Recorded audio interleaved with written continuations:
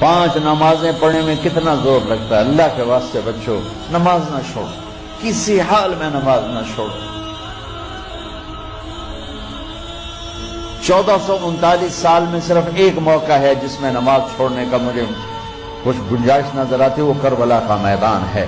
میرے نبی کے نواسے نے سر دے دیا، نماز نہیں چھوڑی، اور یہ اعلان کیا کہ زیر خنجر وہ یہ پیغام سنایا ہم.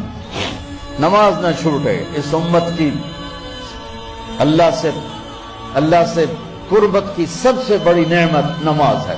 میرے نبی نے فرمایا جب آدمی سجدہ کرتا ہے تو اللہ کے قدموں میں سر رکھتا ہے. تو میں سب سے یہ جھولی پھیلا کے کہتا ہوں، نماز کبھی چھوٹ جائے قضائی دو، کبھی چھوٹ جائے قضائی دو، کبھی چھوٹ جائے قضائی دو، لیکن نماز چھوڑو نہیں، چھوڑو نہیں، چھوڑو نہیں. میرے نبی کے دنیا سے جاتے ہوئے آخری الفاظ تھے الصلاۃ الصلاۃ الصلاۃ. میری امت نماز نہ چھوڑنا، نماز نہ چھوڑنا، نماز نہ چھوڑ. روزہ سال کے بعد ہے اور اس میں بیمار ہے تو چھٹی ہے، مسافر ہے تو چھٹی ہے، زکوٰۃ مالدار کے لیے ہے، حج مالدار کے لیے ہے. فرض جو سروں پر قائم ہے وہ نماز ہے. میں ساری اپنی نسل کے سامنے بچے بچیوں کے آگے ہاتھ جوڑتا ہوں، ان بڑوں کے سامنے ہاتھ جوڑتا ہوں کہ اللہ رسول کے واسطے سجدے سے باغی نہ ہو، سجدے سے باغی نہ ہو، سجدے سے باغی نہ ہو.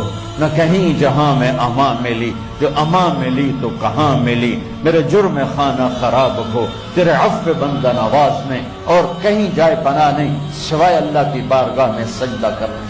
تو میں سب سے اپیل کروں گا، بچے بچیوں سے، اساتذہ سے، ٹیچروں سے، پروفیسر سے، وی سی سے، اور سارے جتنے بھی عملہ یہ کھڑا ہوا ہے، پہرے دار کھڑے ہوئے ہیں، گارڈ ہیں، اللہ رسول کے واسطے یہ کیمرہ مین ہیں، نماز نہ چھوڑو، نماز نہ چھوڑو، نماز نہ چھوڑو. میرے